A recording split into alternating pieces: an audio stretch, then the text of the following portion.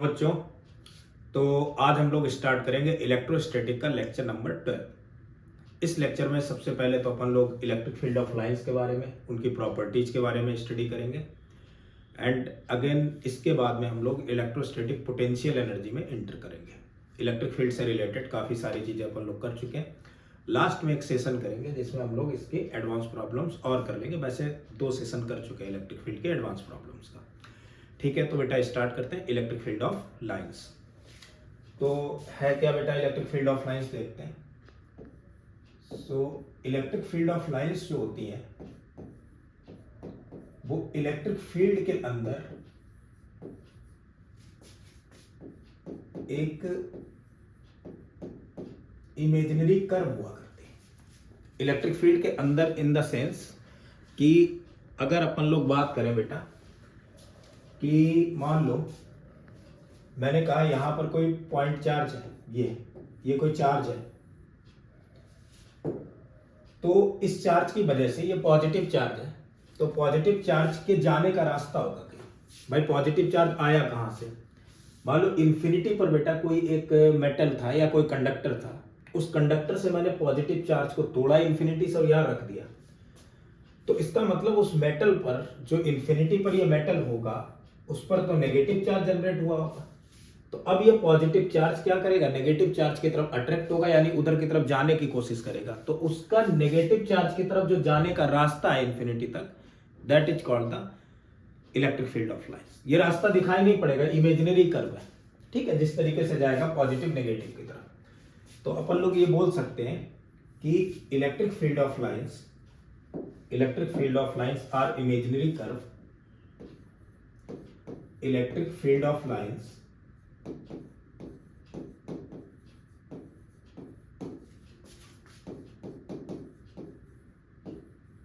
are imaginary curve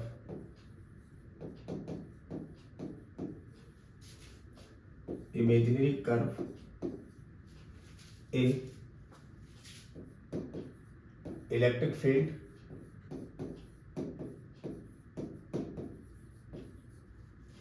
कहां से बेटा? पॉजिटिव चार्ज जा रहा है, यानी कि ओरिजिनेट कहां से होंगी? पॉजिटिव से, और किधर तक जा रहा है? नेगेटिव तक, तो टर्मिनेट कहां होंगी? नेगेटिव तक। Imaginary curve in electric field which originates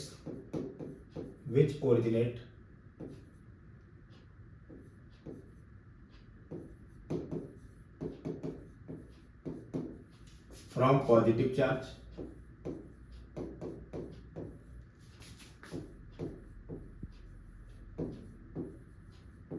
and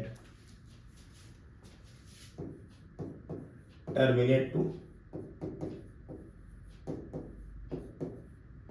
negative charge.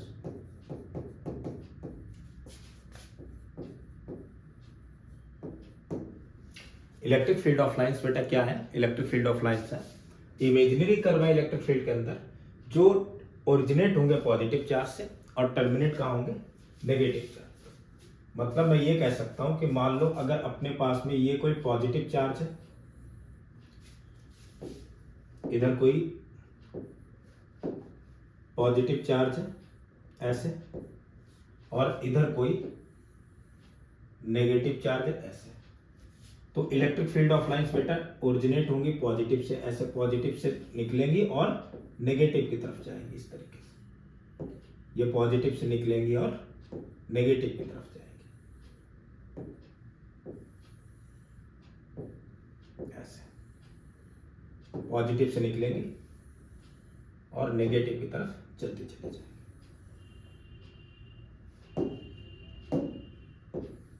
इधर भी ऐसे ही है, बहुत दूर से आएंगे इन्फिनिटी से, फिर इधर की तरफ बहुत दूर से ऐसे चक्कर काटती है, फिर नेगेटिव में टर्मिनेट होती है। तो ये इलेक्ट्रिक फील्ड ऑफ लाइंस होता है, इन्हें इलेक्ट्रिक फील्ड ऑफ लाइंस कहते हैं। तो इलेक्ट्रिक फील्ड ऑफ लाइंस क्या होती है बेटा? जो पॉजिटिव से निकलती है, पॉजिटिव से ओरिजिनेट होती है और नेगेटिव की तरफ टर्मिनेट होती है। ये बात क्लियर है? चलो आगे देखते हैं। अब इनकी अपन लोग कुछ प्रॉपर्टी देख लेते हैं कि इनकी प्रॉपर्टी क्या है। तो next is the properties of electric field of lines. तो देखते हैं बेटा क्या है इनकी properties. So next is properties of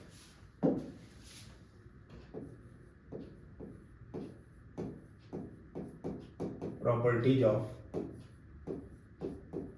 electric field of lines. Electric field lines की प्रॉपर्टी क्या है? देखो बेटा, पहली प्रॉपर्टी क्या है? अगर अपन लोग पहली प्रॉपर्टी की बात करेंगे इलेक्ट्रिक फील्ड लाइंस की, तो फर्स्ट प्रॉपर्टी है कि इलेक्ट्रिक फील्ड लाइंस जो होती है, अगर हम इलेक्ट्रिक फील्ड लाइंस की बात करेंगे प्रॉपर्टी की, तो जो इलेक्ट्रिक फील्ड लाइंस है वो कहां से बेटा? पॉजिटिव से ओरिजिनेट होंगी और नेगेटिव पर टर्मिनेट हो रही थी, देखा था अभी।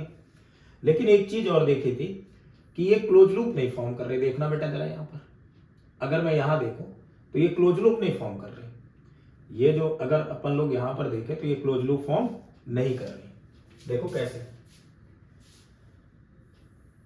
इसकी अगर बात करें, फिगर बना लेता हूं मैं इसे। तो ये इलेक्ट्रिक फील्ड ऑफ लाइंस बेटा क्लोज लूप फॉर्म नहीं कर रही। तो अगर क्लोज लूप फॉर्म नहीं कर रही, इसका मतलब ये है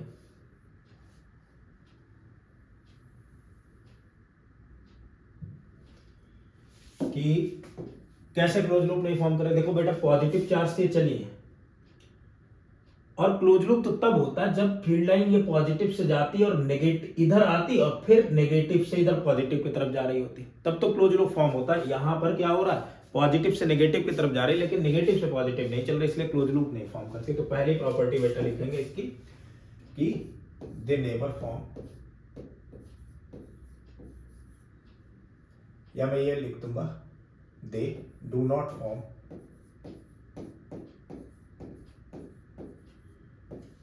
क्लोज लूप। बेटा नेवर मैंने इसलिए नहीं लिखा, आगे अपन लोग टाइम बेरिंग मैग्नेटिक फील्ड की वजह से जो इलेक्ट्रिक फील्ड इंड्यूस होगा वो क्लोज लूप फॉर्म करते हैं, उसमें इलेक्ट्रिक फील्ड ऑफ लाइंस, ठीक है। तो they do not form close loop. Second देखो, दूसरी प्रॉपर्टी ये हो गई कि जहां पर ये फील्ड लाइन बेटा पास पास में है, वहां पर इलेक्ट्रिक फील्ड स्ट्रांग होगा, और जहां पर फील्ड लाइन दूर दूर है वहां पर इलेक्ट्रिक फील्ड कैसा होगा? वीक होगा। मैंने मान लिया कि अगर मैं कहूं ए पॉइंट पर इलेक्ट्रिक फील्ड और इस बी पॉइंट पर इलेक्ट्रिक फील्ड का कंपैरिजन करूं, तो बेटा electric field at point A जो होगा उसका मैग्नीट्यूड ज्यादा होगा electric field at point B पर, बी से, क्योंकि इधर electric field of lines dense है और इधर डेंस नहीं है। तो जहां पास पास होंगी, जहां पर डेंस होंगी, वहां पर इलेक्ट्रिक फील्ड स्ट्रांग होगा, ठीक है, उसका मैग्नीट्यूड ज्यादा होगा। यानी चार्जेस के पास में इलेक्ट्रिक फील्ड का मैग्नीट्यूड क्या होता है बेटा? ज्यादा होता है। तो अपन लोग ये लिख सकते हैं कि electric field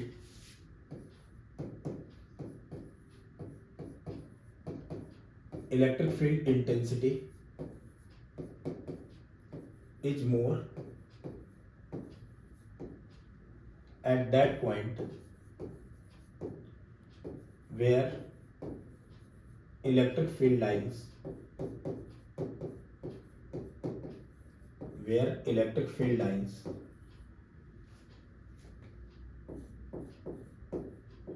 close to each other, जिन पॉइंट्स पर इलेक्ट्रिक फील्ड लाइंस एक दूसरे के पास में होंगी वहां पर इलेक्ट्रिक फील्ड डेंस होगा। थर्ड पॉइंट देखते हैं, जहां पर पास होंगी, जहां पर डेंस होंगी, वहां पर इलेक्ट्रिक फील्ड ज्यादा होगा, स्ट्रांग होगी इलेक्ट्रिक फील्ड, ठीक है। उसके बाद में अगर अपन लोग देखें तो बेटा ये जो इलेक्ट्रिक फील्ड ऑफ लाइंस होती है, इमेजिनरी कर्व, यार मैंने बताया था लाइन है, इमेजिनरी कर्व है, इमेजिनरी है, मतलब दिखाई नहीं पड़ेंगे। ये शो क्या किया करते हैं? शो करते हैं इलेक्ट्रिक फील्ड की डायरेक्शन। तो मैं ये लिख सकता हूं कि ये जो होती है इलेक्ट्रिक फील्ड ऑफ लाइंस, इन या इलेक्ट्रिक फील्ड ऑफ लाइंस, ये मतलब कर्व है, तो इस कर्व के ऊपर किसी पॉइंट पर जो टेंजेंट होगी वो इलेक्ट्रिक फील्ड की डायरेक्शन को शो करेगी। यहां पर ये जो पॉइंट्स है बेटा, ये पॉइंट हो गया, ये पॉइंट हो गया, ये पॉइंट हो गया, इन पॉइंट्स पर टेंजेंट्स हैं ऐसे ऐसे ऐसे।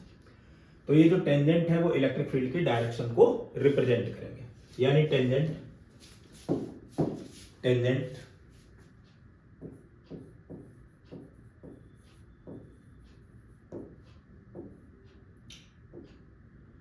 on electric field of lines,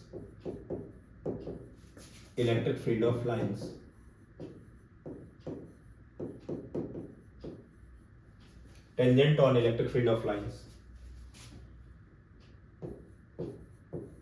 shows the direction of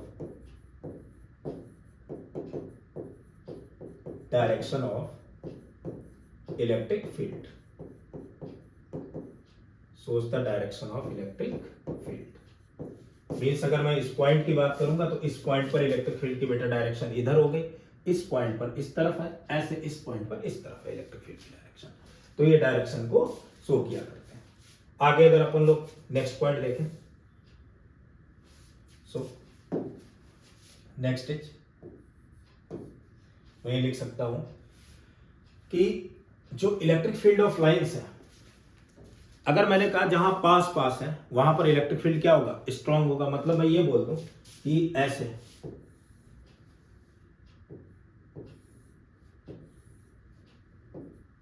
अगर देखा जाए तो यहां पर electric field of lines pass पास है, यहां इलेक्ट्रिक फील्ड ऑफ लाइंस दूर दूर है।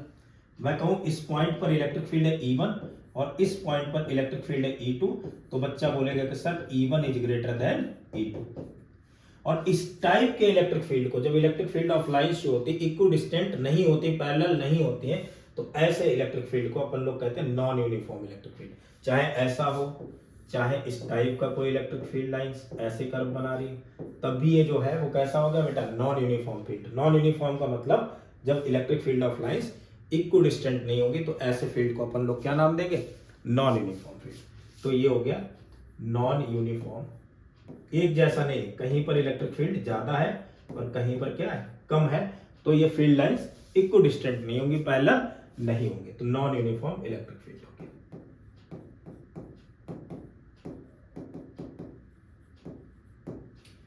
अच्छा भाई, जहां पर electric field of lines pass पास होंगे वहां पर जो फील्ड होगा दैट इज कॉल्ड द, पास पास नहीं, जहां पर पैरेलल होंगे वहां पर वैसा जो फील्ड होगा that is called the uniform electric field. जैसे मैं कहूं एक फील्ड लाइन ये है, दूसरी फील्ड लाइन ये है, तीसरी फील्ड लाइन ये है, चौथी फील्ड लाइन ये है, ये सब एक दूसरे के कैसी है, पैरेलल है। और अगर ये सारी एक दूसरे के पैरेलल है तो ये पॉइंट हो गया A, अगर ये दूसरा पॉइंट हो गया B, तो electric field at point A equal to the electric field at point B।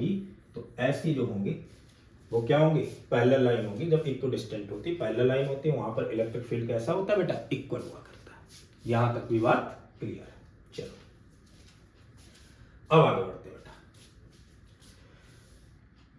Next है कि जो इलेक्ट्रिक फील्ड ऑफ लाइंस होती है, दो इलेक्ट्रिक फील्ड ऑफ लाइंस है, वो एक दूसरे को कभी भी कट नहीं करेंगी, ठीक है। तो next is electric field lines never intersect each other, एक दूसरे को इंटरसेक्ट नहीं करते। Next is electric field lines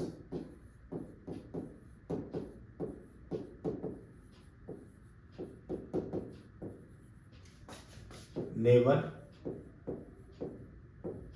intersect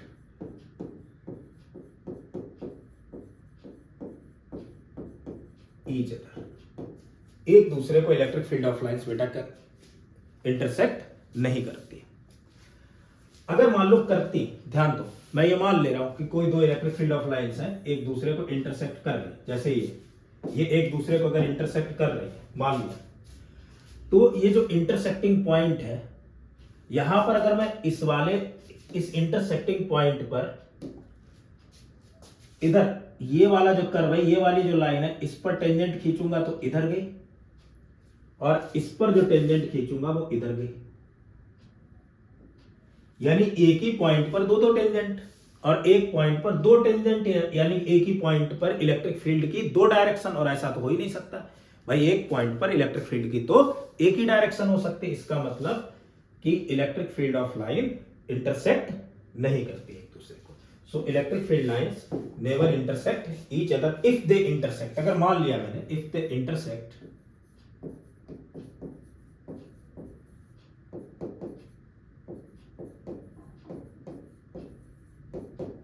then there are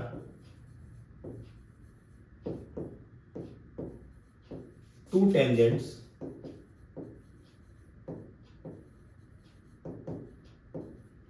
at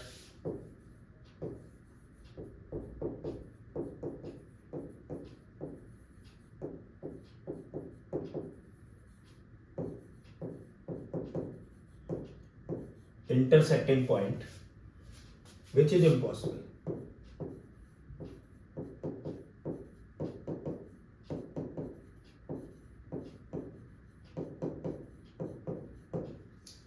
तो दो पॉइंट पर बेटा क्या होगी, इंटरसेक्टिंग पॉइंट पर दो टेंजेंट होगी जो कि इम्पॉसिबल है। चलो, यानी कि अगर मैं दो चार्ज लेकर के चलूं, जैसे मैंने मान लिया यहां पर एक कोई पॉजिटिव चार्ज है और इधर भी एक कोई दूसरा पॉजिटिव चार्ज है, तो अब पॉजिटिव चार्ज की वजह से तो इलेक्ट्रिक फील्ड ऑफ लाइंस ऐसे दूर दूर चलेंगे, ऐसे जाएंगे, ऐसे जाएंगे, ऐसे जाएंगे, ऐसे जाएंगे।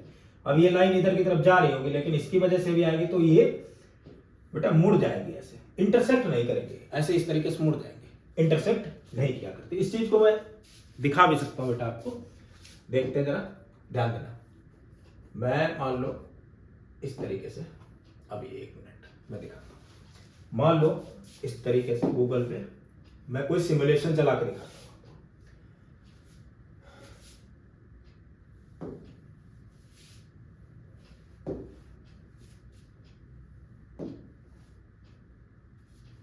Electric field of line simulation,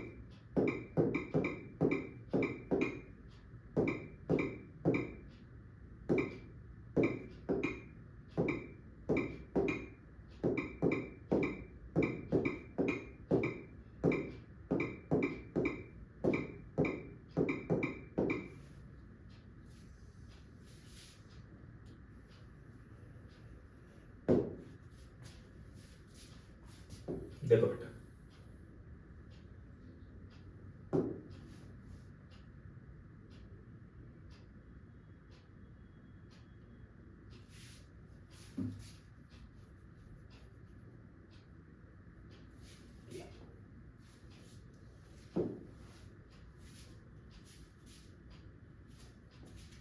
देखो बेटा, अभी यहां पर कोई भी फील्ड नहीं है। क्यों? क्योंकि कोई भी चार्ज नहीं है। अब मैं कोई एक 1 नैनो कूलॉम का चार्ज, पॉजिटिव चार्ज मैंने यहां पर रख दिया।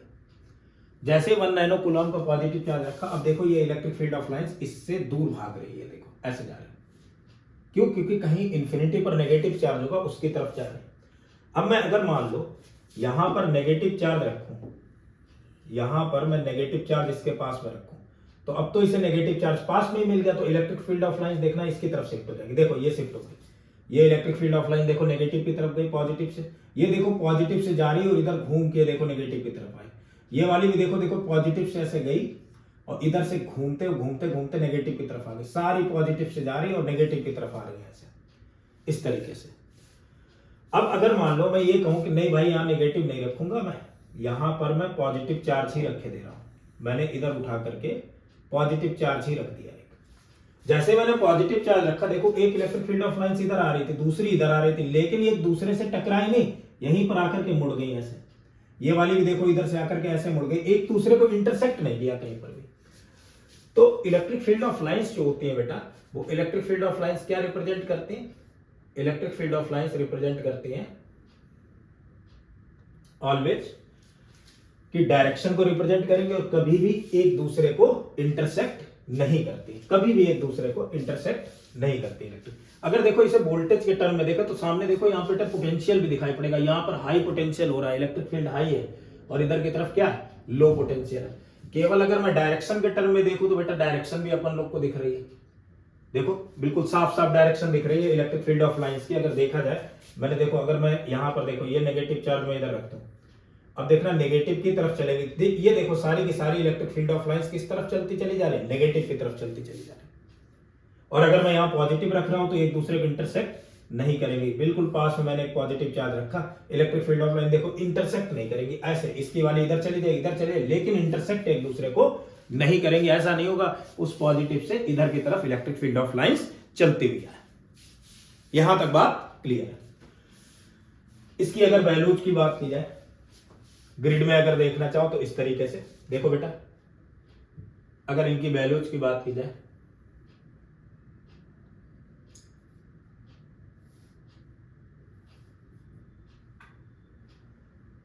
तो ये इलेक्ट्रिक फील्ड ऑफ लाइंस और उनकी डायरेक्शन है। ठीक है, यहां तक बातें मेरे ख्याल से समझ में आ गई। चलो बेटा आगे बढ़ते हैं, नेक्स्ट देखते हैं। तो अब अगर अपन लोग बात करें कि इलेक्ट्रिक फील्ड ऑफ लाइंस की प्रॉपर्टी क्या हुई, तो सारी बातें क्लियर हो गई कि इलेक्ट्रिक फील्ड ऑफ लाइंस एक दूसरे को कभी इंटरसेक्ट नहीं करती, क्लोज लूप बनाती, इमेजिनरी कर्व है, डायरेक्शन को शो किया करती हैं। यूनिफॉर्म फील्ड होता है तो वहां पर पैरेलल लाइंस होती है, और जहां पर नॉन यूनिफॉर्म फील्ड होता है वहां पर बेटा क्या होती है, electric field of lines parallel नहीं होती हैं। वो कोई कर्व भी बन सकता है, हो सकता है स्ट्रेट लाइन में भी नॉन यूनिफॉर्म हो। जहां पर इलेक्ट्रिक फील्ड ऑफ लाइंस बेटा पास पास होती है वहां पर इलेक्ट्रिक फील्ड स्ट्रांग होता है, और जहां पर दूर दूर होती है वहां पर तो इलेक्ट्रिक फील्ड वीक होता है। इतनी बातें क्लियर हो गई। अब जो अपना नेक्स्ट टॉपिक है that is the potential energy.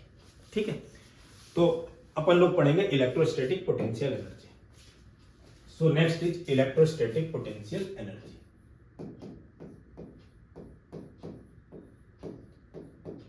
Electrostatic potential energy.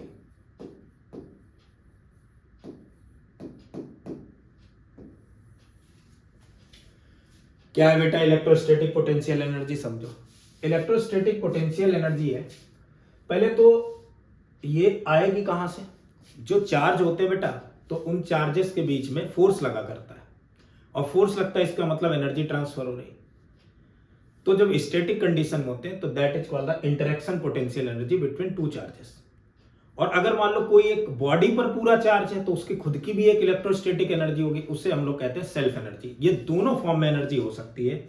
हो सकता है दो चार्जेस के बीच में, दो पूरे एक सिस्टम के बीच में जो एनर्जी लग रही होगी उसे हम लोग कहेंगे इंटरेक्शन पोटेंशियल एनर्जी, और दूसरी होगी पूरे एक बॉडी के ऊपर जो चार्ज होगा उसकी खुद की जो पोटेंशियल एनर्जी होगी उसे हम लोग कहेंगे बेटा self potential energy.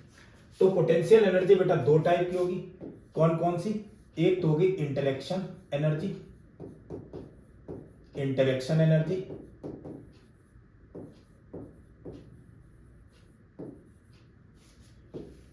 And next is self potential energy.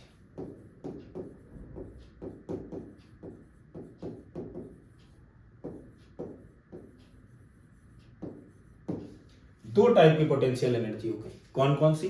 एक तो इंटरेक्शन और दूसरी self potential energy. Interaction energy क्या है और सेल्फ पोटेंशियल एनर्जी क्या है, इन दोनों चीजों को देखेंगे जरा। बेटा देखो इंटरेक्शन एनर्जी क्या है समझो, और सेल्फ पोटेंशियल एनर्जी क्या है। इंटरेक्शन एनर्जी होता है कि अगर मान लो अपने पास में कोई सिस्टम है, एक सिस्टम है ये, यहां पर चार्ज है, और एक दूसरा ये चार्ज है। इन दोनों चार्जेस के बीच में इलेक्ट्रिक फील्ड ऑफ लाइंस चलेंगी, और इलेक्ट्रिक फील्ड ऑफ लाइंस चलेंगी तो इसका मतलब कि एक दूसरे के ऊपर फोर्स भी लगाएंगे। तो जब ये फोर्स लगा रहे होंगे तो इसका मतलब कहीं ना कहीं एनर्जी का एक्सचेंज है।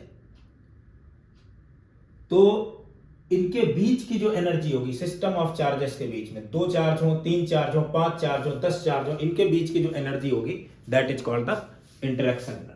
और मैं कहूं कि अपने पास में ये कोई बॉडी है मान लो, और इस बॉडी के ऊपर पूरे में चार्ज डिस्ट्रीब्यूटेड है, चाहे यूनिफॉर्मली डिस्ट्रीब्यूटेड हो या नॉन यूनिफॉर्मली डिस्ट्रीब्यूटेड हो। इसकी वजह से भी तो बेटा ये इलेक्ट्रिक फील्ड ऑफ लाइंस कहीं ऐसे घूम रही होगी, और ये अगर घूम रही होगी तो इसकी वजह से भी एक एनर्जी आएगी that is called the self energy. अब ये एनर्जी आती कहां से एक्चुअल में? तो पोटेंशियल एनर्जी किसी भी सिस्टम में चाहे वो बॉडी हो और चाहे वो सिस्टम ऑफ चार्जेस हो, पॉइंट चार्जेस हो, वो आती है वर्क डन की वजह से। और वर्क डन भी बेटा कैसा करना पड़ेगा? अगर work done by conservative force है तब तो पोटेंशियल एनर्जी नहीं आएगी, तब तो पोटेंशियल एनर्जी कम होती चली जाती। किसकी वजह से आया करती? मैकेनिक्स में हम लोगों ने पढ़ा था कि work done by other than conservative force. जब हम लोग कंजर्वेटिव फोर्स के अगेंस्ट वर्क डन किया करते थे उसकी वजह से वो जो पोटेंशियल वर्क डन था वो अगेंस्ट कंजर्वेटिव फोर्स वो पोटेंशियल एनर्जी में कन्वर्ट हो जाता था। तो चाहे इंटरेक्शन पोटेंशियल एनर्जी हो या सेल्फ पोटेंशियल एनर्जी हो, ये दोनों ही आएंगे किसकी वजह से? Other than conservative work done की वजह से। जैसे मैं अगर बात मान करके चलूं कि ये पॉजिटिव चार्ज यहां पर आया कैसे, यहां डिस्ट्रीब्यूट कैसे हुआ? पॉजिटिव चार्ज का मान लो एक गोला बन गया, कैसे बन गया ये पॉजिटिव चार्ज का स्फीयर? तो अपन लोग क्या मान करके चलेंगे? मान लो इंफिनिटी पर कोई चार्ज था, कंडक्टर था इंफिनिटी पर, जिस पर कोई चार्ज नहीं था, न्यूट्रल था, आइसोलेटेड था, ना तो उस पर पॉजिटिव चार्ज था ना उस पर नेगेटिव चार्ज था। उस कंडक्टर से अपन लोग नेगेटिव चार्ज या पॉजिटिव चार्ज तोड़ करके लाए। मैंने वहां से पॉजिटिव चार्ज तोड़ा और यहां लेकर के आ गया। अब इलेक्ट्रिक फील्ड ऑफ लाइंस इधर से इधर चली, तो तोड़ करके इकट्ठा तो लाएंगे नहीं। अगर मैं वहां से इस चार्ज को तोड़ करके ला रहा हूं, ये तो जबरदस्ती काम है। जबरदस्ती काम इसलिए क्योंकि पॉजिटिव तो नेगेटिव को खींचना चाह रहा होगा जैसे तोड़ूंगा। तो इसका मतलब मैंने क्या काम किया, work done other than conservative force किया। जो खुद से काम होता था बेटा, मैंने बताया था मैकेनिक्स में, वो तो work done by conservative force होता था। यहां पर मैं अपोजिट डायरेक्शन में खींच करके ला रहा हूं, तो work done other than conservative force है। और यही वर्क डन मैं इधर से इधर चार्ज लेकर के आ रहा हूं, यही वर्क डन जमा होता होता पोटेंशियल एनर्जी के फॉर्म में आ गया। अब चाहे ये सेल्फ हो और चाहे ये इंटरेक्शन का खेल ऐसा है, यहां कोई चार्ज था और इस चार्ज को मैं इन्फिनिटी से उठा करके जबरदस्ती इस चार्ज के पास में लाया, इस पॉजिटिव चार्ज को, तो भी ये क्या है, work done other than conservative force है। तो यहां पर भी ये पोटेंशियल एनर्जी फॉर्म में आ गया। ये बात समझ में आ गई होगी। तो सबसे पहले अपन लोग इसमें पढ़ेंगे बेटा इंटरेक्शन एनर्जी, बाद में हम लोग पढ़ेंगे जाकर के सेल्फ एनर्जी। तो सबसे पहला काम है इंटरेक्शन एनर्जी क्या होती है, देखते हैं, ध्यान दो। So next is interaction potential energy.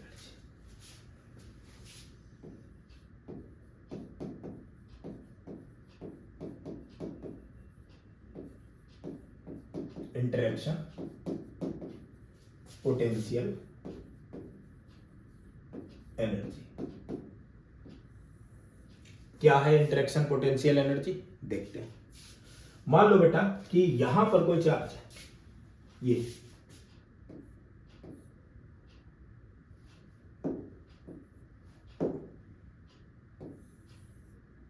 ये कोई चार्ज है, मैंने लेट से मान लिया ये चार्ज है स्मॉल क्यू, और इधर कोई चार्ज है इन्फिनिटी पर। मैंने बोला ना इन्फिनिटी से चार्ज को लाना। इन्फिनिटी क्यों बोला बेटा? इन्फिनिटी इसलिए बोला क्योंकि अगर ये इन्फिनिटी नहीं होगी, इन्फिनिटी का मतलब ये नहीं होता बहुत दूर, इन्फिनिटी का मतलब होता है इसकी डायमेंशन के रेस्पेक्ट में, इसके डायमेंशन के कंपैरिजन में ये डिस्टेंस बहुत ज्यादा है, जहां तक इसका इंटरेक्शन नहीं पहुंच पा रहा है, यानी कि इनके बीच में इंटरेक्शन पोटेंशियल एनर्जी अभी क्या है, 0 है, तभी मैं इन्फिनिटी बोल रहा हूं। अब इस इन्फिनिटी से किसी चार्ज को मैंने उठाया, ये भी पॉजिटिव ये भी पॉजिटिव, मैं इस चार्ज को इसके पास में लेकर के आना चाह रहा हूं, क्या होगा, फोर्स ऑफ रिपल्सन लगेगा। तो मुझे तो जबरदस्ती काम करना है इसको लेकर के आने में, तो जब जबरदस्ती काम करना है तो ये कौन सा हो गया बेटा, work done other than conservative force. ये कौन सा हो गया बेटा, work done other than conservative force हो गया। अब ये किसकी फॉर्म में इकट्ठा होता जाएगा, जैसे जैसे पास में आएगा, इन्फिनिटी से थोड़ा दूर आगे बढ़े तो इनके बीच में फोर्स ऑफ इंटरेक्शन लगा, यानी एनर्जी बीच में लगी, तो ये जो एनर्जी थी that is called the interaction potential energy. ठीक है, यानी कि अपन लोग ये बोल सकते हैं कि इन्फिनिटी से किसी चार्ज को इलेक्ट्रिक फील्ड में, किसके इलेक्ट्रिक फील्ड में, किसी दूसरे चार्ज के इलेक्ट्रिक फील्ड में लाने में जितना वर्क डन करना पड़ता है that is called the interaction potential energy. तो मैं बोल सकता हूं या electrostatic interaction potential energy. So work done to carry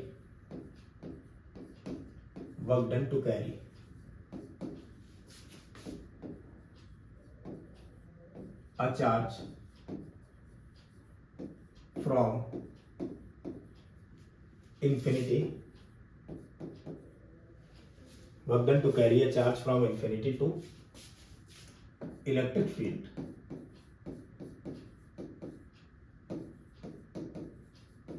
is called electrostatic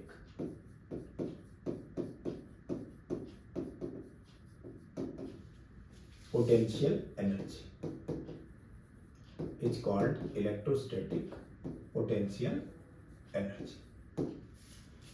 Work done to carry a charge from infinity to electric field is called electrostatic potential energy.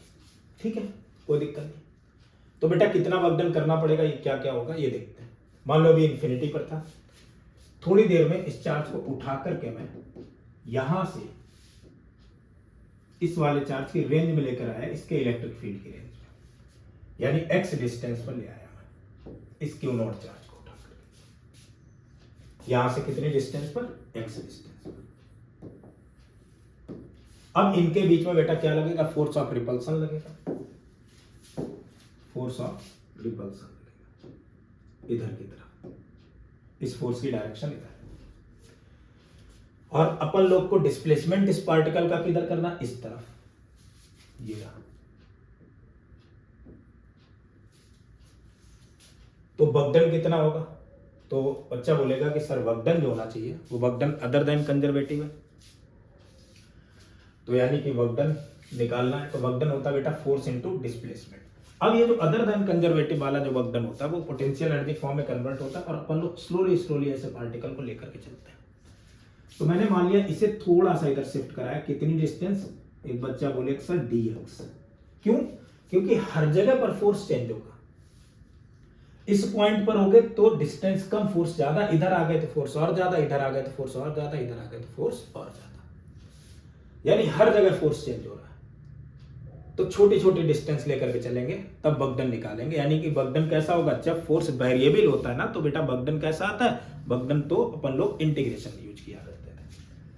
तो यहां जो work done आ जाएगा वो कितना आ जाएगा, इंटीग्रेशन ऑफ वर्क डन आ जाएगा बेटा क्या, integration of force into displacement, यानी F डॉट dx। लेकिन F और dx के बीच में डायरेक्शन कैसी बेटा, अपोजिट है। तो डायरेक्शन अगर अपोजिट है तो यहां पर साइन कैसा आ जाएगा, नेगेटिव, तो F dx ऐसे लिख दिया। फोर्स की अगर बात करेंगे तो x डिस्टेंस पर फोर्स कितना होना चाहिए दो चार्ज के बीच में, तो एक बच्चा बोले कि सर ये तो हो गया 1/4 epsilon naught q into Q not upon में x square times of dx। अब क्या काम किया जाए, अब अगर वर्क डन निकालना है देन माइनस लगाया, इंटीग्रेशन यूज किया, 1/4 एप्सिलॉन नॉट बाहर, चार्ज हो गया q into Q not, integration किया 1/x square times of dx। Limit भाई कहां से कहां तक लगाई जाए, तो एक बच्चा बोले कि सर लिमिट जो है मैं इस फोर्स को, इस चार्ज को इंफिनिटी से उठा करके इलेक्ट्रिक फील्ड के अंदर किसी पॉइंट पर ले आना चाह रहा हूं और मैंने मान लिया इलेक्ट्रिक फील्ड तक r पॉइंट पर लेकर के आना, तब बताओ कितना। तो लिमिट है यहां से यहां तक कि पहले इंफिनिटी डिस्टेंस है, फिर कितने पर लेकर के आ गए r तक, तो लिमिट लगाएंगे इंफिनिटी से लेकर के r तक। सो आ गया work done equal to minus 1/4 epsilon naught q into Q naught 1/x square dx। इसका इंटीग्रेशन क्या होगा, तो एक बच्चा बोले सर इसका तो इंटीग्रेशन होता माइनस का 1/x, limit r to infinity. इसे अगर सॉल्व करेंगे तो याद आएगा माइनस का 1/4 epsilon naught q into Q not minus 1/x। इसको क्या लिख सकते हैं, इसकी जगह लिखेंगे -1/x की जगह बेटा हो जाएगा r माइनस माइनस प्लस 1/इंफिनिटी। 1/इंफिनिटी की तो वैल्यू हो गई 0, माइनस माइनस बेटा क्या हो गया प्लस। सो वर्क डन तो आ गया कितना भाई, वर्क डन आ चुका है अपने पास में माइनस माइनस प्लस, यानी 1/4 epsilon naught q into Q not upon में r। यही जो एनर्जी है वो इलेक्ट्रोस्टैटिक पोटेंशियल एनर्जी है। इस एनर्जी को अपन लोग क्या नाम देंगे बेटा, इलेक्ट्रोस्टैटिक पोटेंशियल एनर्जी। ये इलेक्ट्रोस्टैटिक पोटेंशियल एनर्जी हो गई। और कौन सी हो गई, इंटरेक्शन एनर्जी हो गई। कोई दो चार्ज हैं उनके बीच की डिस्टेंस अगर r है तो उनके बीच की जो एनर्जी होगी वो इलेक्ट्रोस्टैटिक पोटेंशियल एनर्जी, ये आ गई इंटरेक्शन एनर्जी। इसकी यूनिट की अगर बात की जाए तो यूनिट तो बेटा होगी इसकी जूल, और अगर डायमेंशन की बात करेंगे तो बेटा वर्क की डायमेंशन तो क्या होती थी, mL/T-2। पोटेंशियल एनर्जी तो अपन लोग ये मान करके चलेंगे कि ये कैसी क्वांटिटी बेटा, स्केलर क्वांटिटी है। तो इसलिए भाई नेगेटिव पॉजिटिव वजह डायरेक्शन देखा करते थे, साइन नहीं रखा करते, तो इस बार में अपन लोग यहाँ इस फॉर्मूले में जब भी वैल्यू रखेंगे तो साइन के साथ में रखेंगे। अगर पॉजिटिव क्यू है तो पॉजिटिव क्यू रखेंगे, नेगेटिव क्यू है तो नेगेटिव क्यू रखेंगे। ठीक है, यहां तक बातें बिल्कुल क्लियर है, कोई दिक्कत नहीं। ठीक है, आगे बढ़ते हैं, नेक्स्ट देखते हैं। तो मान लो न्यूमेरिकल देखते हैं। मान लो अपने पास में कोई दो चार्ज हैं, एक चार्ज है +Q1 और दूसरा चार्ज है +Q2। इनके बीच की डिस्टेंस है बेटा r। तो एक बच्चा बोले सर इनके बीच की पोटेंशियल एनर्जी बताओ। केस देखते हैं, तो इनके बीच पोटेंशियल एनर्जी क्या होनी चाहिए, तो केवल इन्हीं के बीच में इंटरेक्शन हो रहा है तो इंटरेक्शन पोटेंशियल एनर्जी कितनी आ जाएगी बेटा, 1/4 epsilon not Q1 Q2 upon में R। तब तक एक और बच्चा बोल पड़ा कि सर ऐसे बताओ, अगर मान लो यहाँ पर प्लस Q1 हो, यहाँ पर प्लस Q2 हो और यहाँ पर प्लस Q3 हो, इसके बीच की डिस्टेंस हो R1, इसके बीच की डिस्टेंस हो R3 और इसके बीच की डिस्टेंस हो, सॉरी ये हो R2, ये हो R3, मैं लिख देता हूं, ये हो R2, ये हो R3 और ये हो R1, ऐसे। अब बताओ क्या होगी इंटरेक्शन पोटेंशियल एनर्जी। तो पूरे सिस्टम की अगर इंटरेक्शन पोटेंशियल एनर्जी की बात करेंगे तो बेटा वो तीनों में होगी। मतलब ये कि इसके बीच होगी, Q1 और Q2 के बीच होगी, Q2 और Q3 के बीच होगी और Q3 और Q1 के बीच होगी। कितनी होनी चाहिए? तो वो हो जाएगी total potential energy U1 plus U2 plus U3। U1 is what? U1 तो हो गया 1/4πε0। ये तो बेटा सभी में आएगा, मैंने कॉमन ले लिया। बचा क्या? Q1 Q2 upon R1। दूसरी क्या आ गई? Q2 Q3 अपॉन में R2 और तीसरी आ गई Q3 Q1 अपॉन में R3। साइन के साथ में तीनों को जोड़ दिया जाएगा।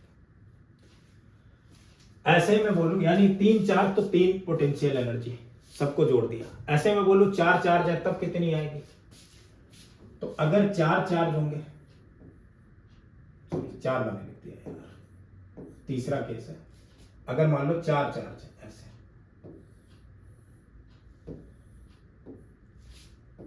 यहां पर एनर्जी Q1, यहां पर है Q2, यहां पर है Q3 और यहां पर है Q4। अब बताओ इनके बीच में इंटरेक्शन एनर्जी क्या होगी?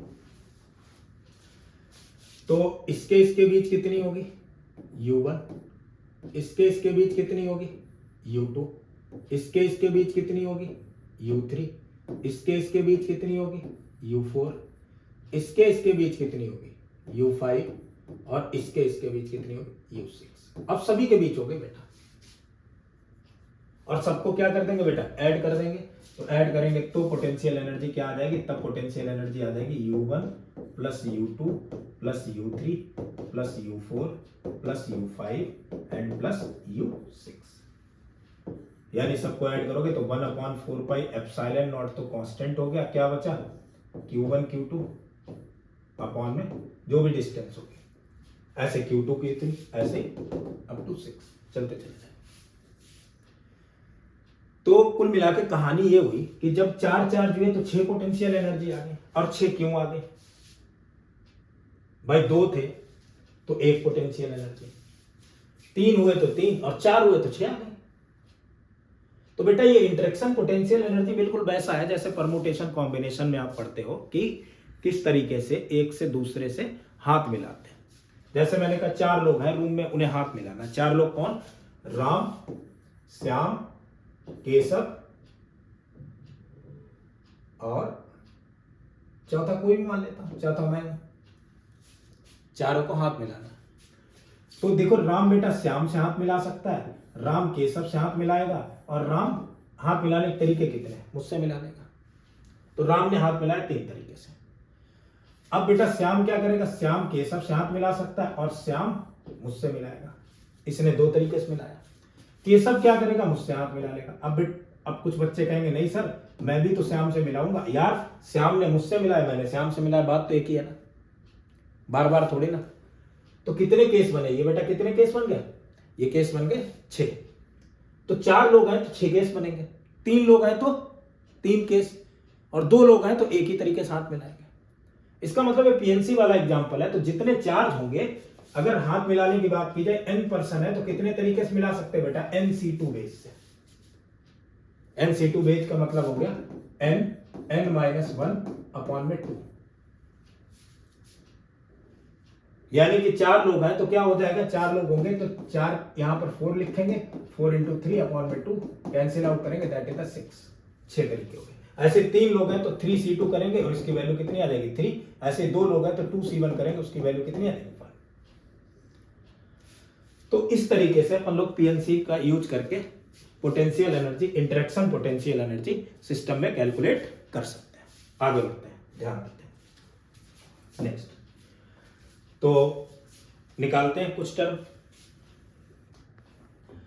मान लो बेटा कोई पॉइंट चार्ज है 4 नैनो कूलम का, अब point charge of 4 nano coulomb, कोई पॉइंट चार्ज है,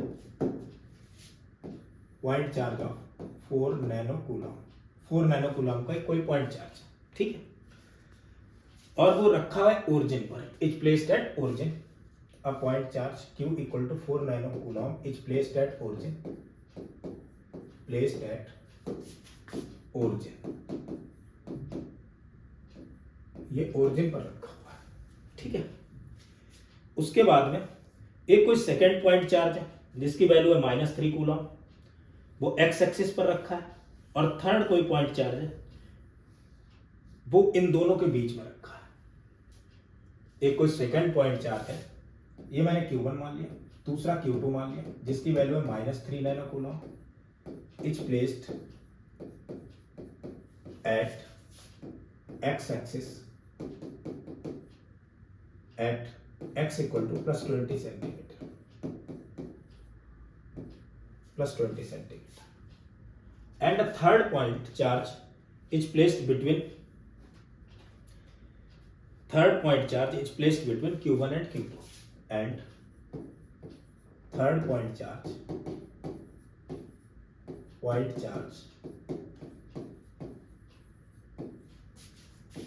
is placed between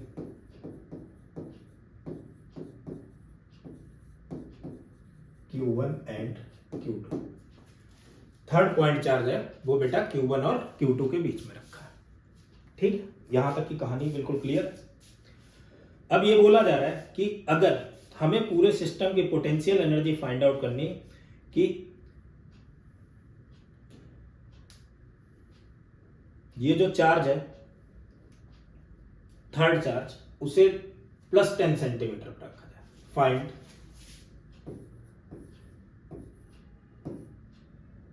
potential energy of the system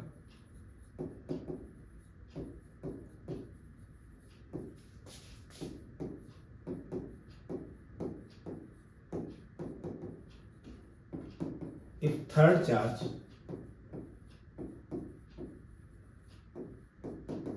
is placed at x equal to +10 centimetre. अगर थर्ड चार्ज को x इक्वल टू +10 सेंटीमीटर पर रखा जाए तब सिस्टम की पोटेंशियल एनर्जी क्या होगी। चलो कोई दिक्कत नहीं, ध्यान देना जरा, ये रहा ओरिजिन,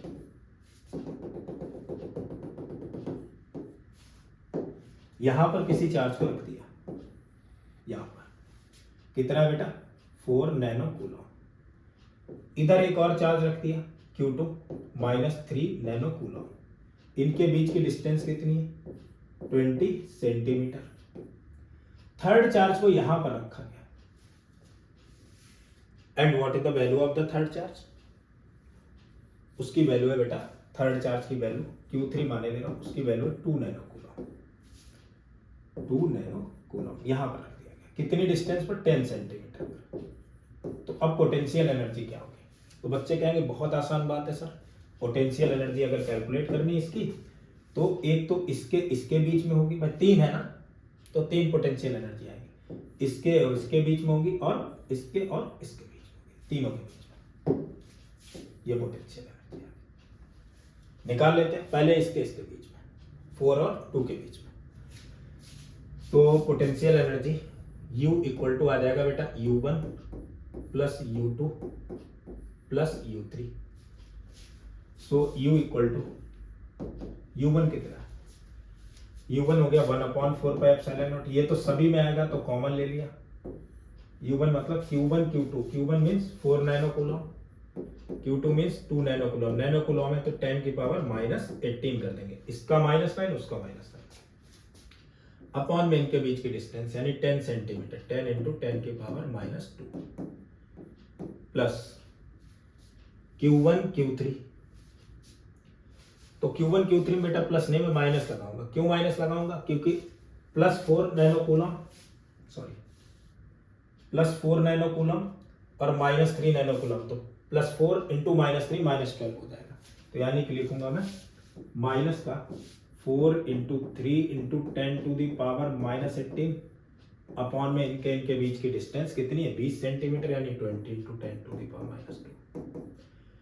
नेक्स्ट बेटा इसमें भी माइनस होगा 2 और -3 के बीच में, तो 2 इंटू 3 इंटू 10⁻18 अपॉन में इनके बीच की डिस्टेंस, और वो भी कितनी हो जाएगी भाई 10 सेंटीमीटर, यानी 10 इंटू 10⁻²।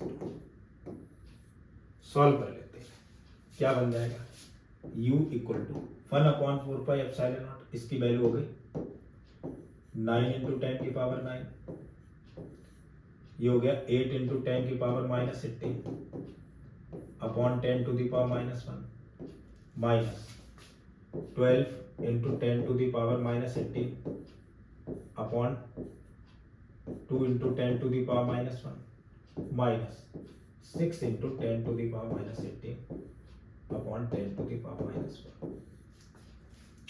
कितना बचेगा, ये कैंसिल आउट हो गया, 6 हो गया, 6 और 6 12, 8 ये प्लस का 8 माइनस का 12, कितना बचेगा बेटा माइनस का 4। तो u की वैल्यू आ गई 9 इंटू 10⁻9 इंटू माइनस का 4 इंटू 10⁻⁻17, -4 इंटू 9 माइनस का 36 -17 प्लस का 9 बेटा कितना बचेगा माइनस का 8। इतने जूल इनके बीच में इलेक्ट्रोस्टैटिक पोटेंशियल एनर्जी आ गई। अब कोई बच्चा ये पूछते कि एक बात बताओ सर, हमें थर्ड चार्ज को कहां पर रखें कि इनके बीच की जो पोटेंशियल एनर्जी, पूरे सिस्टम की जो पोटेंशियल एनर्जी है वो जीरो हो जाए। थर्ड चार्ज को कहां पर रखा जाए इनके बीच में कि पूरे सिस्टम की जो पोटेंशियल एनर्जी है वो जीरो हो जाए। ठीक है, तो यार ये कोई बहुत बड़ी बात नहीं है। क्यों नहीं है, मैं मान लूंगा इसके बीच में कहीं x डिस्टेंस पर रखा जाए। अब एक बच्चे ने क्वेश्चन ये पूछा कि सर ये बताओ थर्ड चार्ज को कहां पर रखा जाए कि पूरे सिस्टम की पोटेंशियल एनर्जी जो है वो जीरो हो जाए। नेक्स्ट पार्ट क्वेश्चन का, where should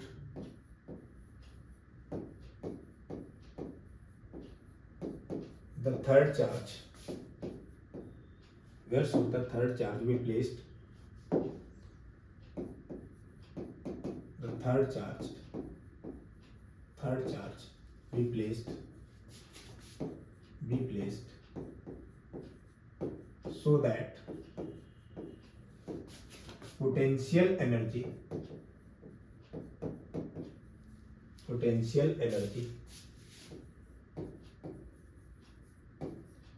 of the system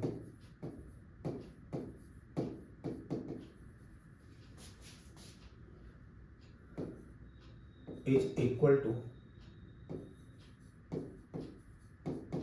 0। कहां पर रखें कि पोटेंशियल एनर्जी इसकी जीरो हो?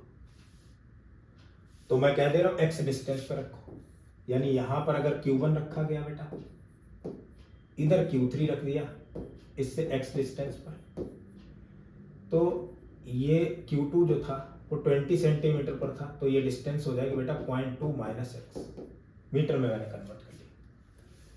तो यानी अब इनके बीच की जो टोटल एनर्जी है, इंटरेक्शन एनर्जी, वो क्या हो जाए जीरो। यानी मैं लिख सकता हूं U1 plus U2 plus U3 equal to होगी जीरो। U1 क्या है बेटा, U1 इसके Q1 और Q3 के बीच की पोटेंशियल एनर्जी मैंने लेट कर ली, कितनी होनी चाहिए 1/4πε0, तो बाहर आ गया।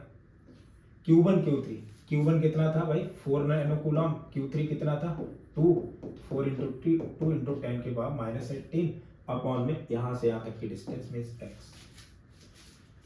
फिर इनके और इनके बीच की, यानी कि माइनस लगा दिया, फिर से वही इसके और इसके बीच 2 और 3, तो यानी 6 इंटू 10⁻⁻18 अपॉन में डिस्टेंस इनके बीच की 0.2 माइनस x, अगेन 4 और 3 के बीच में, तो 4 इंटू 3 इंटू 10⁻⁻18 अपॉन में इनके बीच की डिस्टेंस 0.2, ये बना।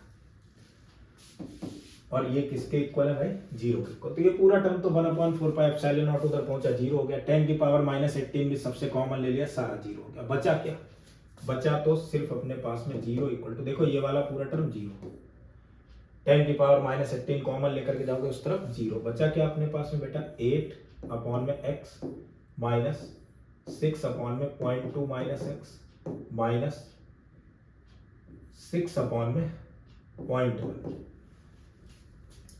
6/0.1 का मतलब 60 हो गया। एलसीएम अगर इसका लेना चाहेंगे भाई तो एलसीएम भी ले जाएंगे। कितना एलसीएम आएगा, x इंटू 0.2 माइनस एक्स, इसका इससे मल्टीप्लाई करेंगे 8 into 0.2 minus X minus 6 times of X, और इधर हो जाएगा माइनस का 60 times of 0.2 minus X into X equal to 0। ये इधर 0 से मल्टीप्लाई हो जाएगा। सो क्वाड्रेटिक इक्वेशन बन जाएगी। क्या बनेगी बेटा, 1.6 माइनस एक्स माइनस 6x, और ये बन गया 6 टू 12 माइनस का 12, 60 से मल्टीप्लाई करेंगे प्लस का 60x इंटू स्क्वायर है तो मैंने ये कर दिया इक्वल टू 0। क्या बना भाई, 60x square minus 18x minus 19x minus 1.6 equal to 0। ये क्वाड्रेटिक इक्वेशन बन गई। इस क्वाड्रेटिक इक्वेशन को अगर बेटा सॉल्व करेंगे तो लगभग ये वैल्यू जो आएगी वो 0.0743 मीटर के बराबर आ जाएगी। यहाँ पर अगर रखा जाए तो पूरे सिस्टम की जो पोटेंशियल एनर्जी है वो 0। ठीक है, एक और न्यूमेरिकल देखते हैं। अब न्यूमेरिकल क्या है, ध्यान दो।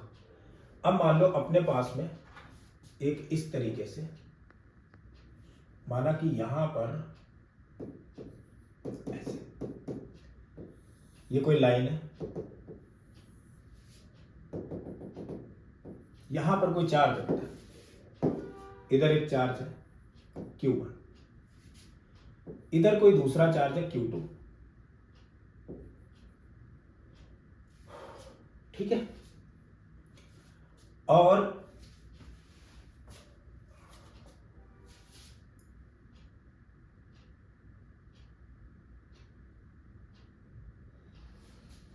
यहां से यहां तक की डिस्टेंस है भाई 5 सेंटीमीटर, और ये डिस्टेंस है 2 सेंटीमीटर इस पॉइंट की P। ये पॉइंट है Q। तो Q पॉइंट से बेटा P पॉइंट तक ऐसे इस रास्ते से इस चार्ज को लेकर के आया जा रहा है। Q पॉइंट से P पॉइंट तक इस रास्ते तक चार्ज को लेकर के आया जा रहा है। अब एक बच्चा पूछेगा कि सर ये बताओ कि जब इस चार्ज को इस पॉइंट तक लेकर के आ रहे हैं तो बगडन कितना करना पड़ रहा है। तो बेटा बगडन किस लिए निकालते थे, बगडन तो यहां पर आएगा कि पोटेंशियल एनर्जी कैसी है, क्या चेंज हुआ है। भाई पोटेंशियल एनर्जी इसके बीच की पहले निकाल लो। पहले तो जो चेंज निकाल रहे थे वो तो इन्फिनिटी से निकाल रहे, तो इन्फिनिटी पर 0 थी, तो infinity u final minus 0 equal to u। तो अब इनके बीच की पोटेंशियल एनर्जी निकालो ऐसे, फिर जब यहां पहुंच जाएगा तब पोटेंशियल एनर्जी निकालो वही वर्क डन होगा। So work done, find work done to carry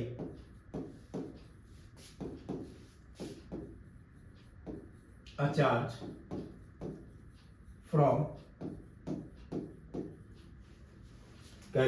from point Q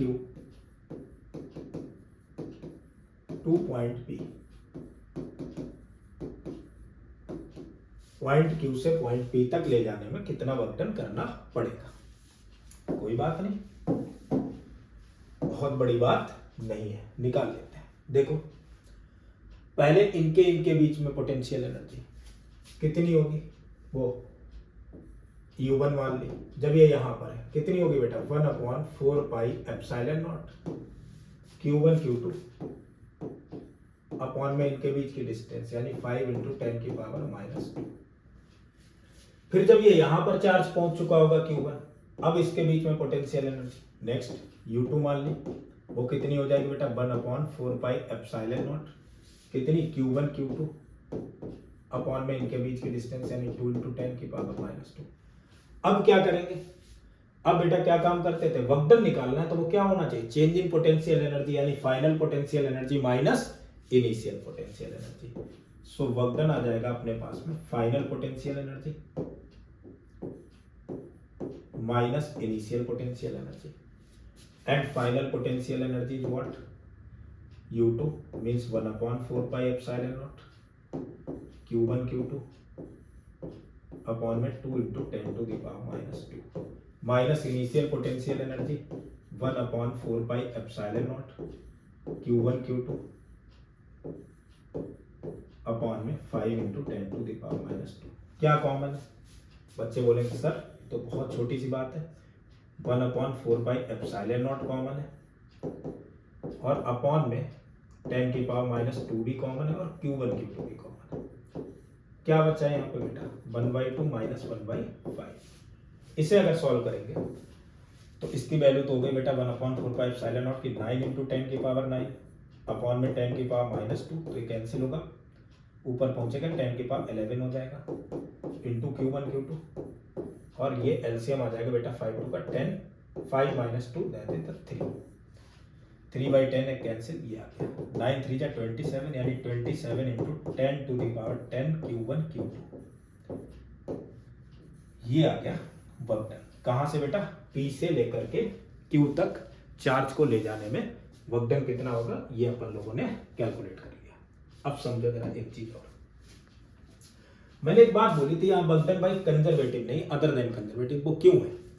मान लो इधर इलेक्ट्रिक फील्ड है बेटा ऐसे,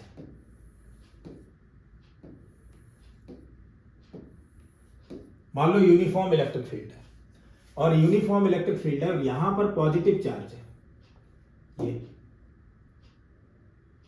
ये कोई पॉजिटिव चार्ज रखा है, तो इस पॉजिटिव चार्ज पर जो फोर्स लगेगा फील्ड की डायरेक्शन में लगेगा और फोर्स अगर फील्ड की डायरेक्शन में लगेगा तो ये अपने आप भागेगा। और इधर कहीं, अब इलेक्ट्रिक फील्ड आया किधर, किस वजह से, इधर कहीं चार्ज होगा या कोई चार्ज सीट होगी, तो ये तो भाग रहा, भागते भागते भागते कहां तक चला जाएगा, इन्फिनिटी तक पहुंच जाएगा। तो इन्फिनिटी तक पहुंचेगा तब जो वर्क डन होगा वो होगा work done by conservative force. मैं बात बता रहा हूं लास्ट में, इन्फिनिटी तक पहुंचेगा अपने आप से जो काम हो रहा है वो work done by the conservative force, क्योंकि इलेक्ट्रोस्टैटिक फोर्स जो होता है वो कंजर्वेटिव होता है नेचर में। और इसी के उल्टा अगर मैं इसे इधर लेकर के आऊं तब जो वर्क डन होगा बेटा वो क्या होगा, work done by non conservative यानी अदर देन कंजर्वेटिव फोर्स। ये इकट्ठा करेगा इसकी पोटेंशियल एनर्जी को। Work done by other than conservative force बेटा आप लोगों ने सीखा था कि वो पोटेंशियल एनर्जी को बढ़ाता था हमेशा। जैसे मैं कहूं इस मार्कर को ऊपर से ऐसे छोड़ रहा हूं तो अर्थ नीचे खींच रही है तो पोटेंशियल एनर्जी कम हो रही है, क्योंकि ग्रेविटेशनल फोर्स भी कैसा है, कंजर्वेटिव है, तो कंजर्वेटिव की वजह से पोटेंशियल एनर्जी कम होती है। और अगर मैं इसी के अर्थ के अपोजिट डायरेक्शन में से ऐसे लेकर के जा रहा हूं ऊपर तो पोटेंशियल एनर्जी बढ़ेगी, तो मैं अदर देन कंजर्वेटिव कर रहा हूं। तो हमेशा इस चीज को ध्यान रखना अपने लोगों को, ठीक है बेटा। तो आज का लेक्चर यही खत्म करते हैं। कल जो नेक्स्ट लेक्चर होगा इसमें अपन लोग जो चार्ज होंगे उनके बीच में डिस्टेंस ऑफ क्लोजेस्ट अप्रोच क्या होती है उससे रिलेटेड न्यूमेरिकल कुछ करेंगे, और पहले तो इनके कॉन्सेप्ट समझेंगे फिर इससे रिलेटेड न्यूमेरिकल करेंगे। तब तक के लिए बेटा धन्यवाद।